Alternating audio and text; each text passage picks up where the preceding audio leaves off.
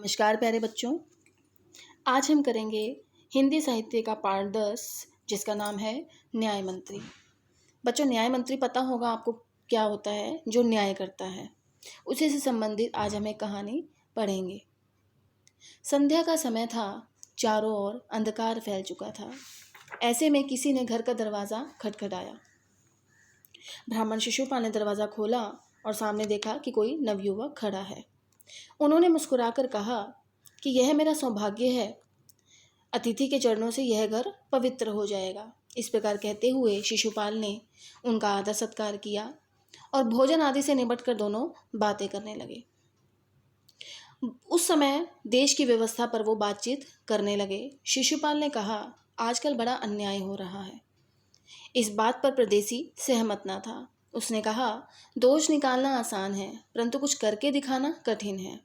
शिशुपाल बोले, अवसर मिले तो दिखा दूं कि न्याय किसे कहते हैं। इस प्रकार परदेसी ने मुस्कुराकर कहा कि यह तो बहुत कठिन काम है। शिशुपाल ने कहा कि मेरे लिए कुछ भी कठिन नहीं है, मैं न्याय का डंका बजाकर दिखा दूंगा। इस प्रकार दोनों की बातचीत खत्म हुई और सुबह उठकर परदेसी ने शिशुपाल को धन्यवाद देकर उनसे विदा ली। इस प्रकार कुछ दिनों के बाद शिशुपाल के घर कुछ सिपाही आए और उन्होंने उसे दरबार में चलने के लिए कहा। शिशुपाल घबरा गए और सोचने लगे कि पता नहीं सम्राट ने उसे क्यों बुलाया है। जब वो दरबार में पहुंचे तभी सम्राट अशोक मुस्कुराते हुए बोले कि आपने मुझे पहचान लिया होगा। याद है, आपने मुझसे कहा था कि यदि आपको अवसर दिया जाए तो मैं न्याय का डंका बजा दूंगा। मैं आपको अवसर देना चाहता हूँ, क्या आप तैयार हैं? इस प्रकार शिशुपाल ने बड़ी शांति से उत्तर दिया कि यदि आप तैयार हैं, यदि आपकी यही इच्छा है तो मैं तैयार हूँ। इस प्रकार सम्राट अशोक ने कहा कि कल से तुम न्याय मंत्री नियुक्त हुए। उन्होंने अपने हाथ से राजमुद्रा उतार कर शिशुपाल को पहना दी। इस प्रकार शिशुपाल ने राज्य की समुचित व्यवस्था की देखरेख करनी आरंभ कर दी। उनके रहने से राज्य में पूरी तरह शांति रहने लगी। चारों तरफ न्याय मंत्री के प्रबंध और न्याय की धूम मच गई। इस प्रकार लगभग 1 महीने के बाद किसी ने एक पहरेदार की हत्या कर दी। सुबह होते ही यह बात चारों ओर फैल गई। शिशुपाल को अपराधी का पता लगाने के लिए 1 सप्ताह का समय दिया गया। शिशुपाल ने अपराधी का पता लगाने के लिए दिन रात एक कर दिया। जब शिशुपाल को अपराधी का पता चला तो वह हैरान रह गए।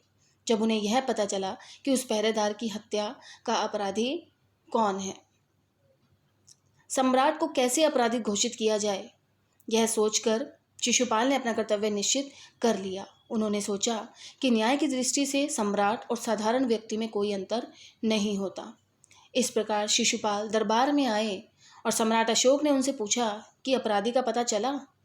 न्याय मंत्री ने साहसपूर्वक कहा कि जी हाँ, अपराधी का पता चल गया। सम्राट अशोक ने कहा, फिर अपराधी को उपस्थित करो। न्याय मंत्री कुछ देर रुके और उन्होंने एक उच्च अधिकारी की ओर संकेत करते हुए कहा कि हे धनवीर, गिरफ्तार कर लो, मैं आज्ञा देता हूँ। उन्होंने ये सब सम्राट की ओर संकेत करते हुए कहा।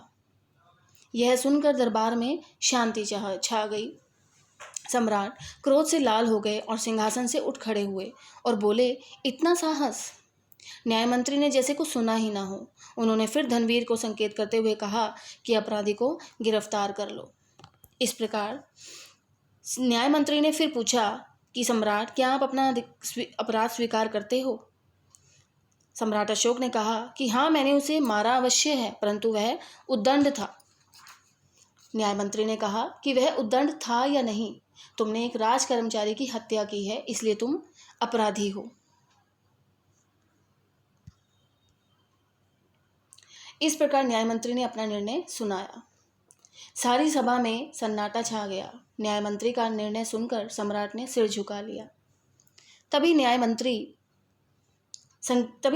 का संकेत पाकर एक कर्मचारी सम्राट अशोक की मूर्ति लेकर उपस्थित हो गया।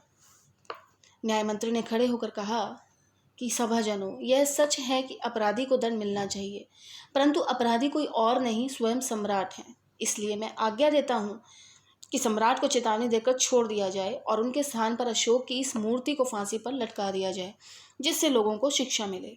यह सुनकर सभा न्याय मंत्री की जय जयकार से गूंज उठी। तो बच्चों, इस कहानी से हमें यही शिक्षा मिलती है कि हम कोई भी काम करें वो हमें पूरी ईमानदारी और सत्यनिष्ठा के साथ करना चाहिए। जैसे इस कहानी में शिशुपाल ने अपने न्याय मंत्री का पद पूरी ईमानदारी और सत्यनिष्ठा के साथ संभाला। तो बच्चों, ये था हमारा चैप्टर न्याय मंत्री। बेटा, ये उससे संबंधित आपके शब्दार्थ हैं, ये आपने अपने नोटबुक में लिखने हैं। उसके बाद ये बैक एक्सरसाइज है, ये आपने सॉल्व करनी है और इसकी आंसर की आपको PDF के थ्रू भेज दी जाएगी। ठीक है बच्चों, okay, thank you, stay home, stay safe and keep learning.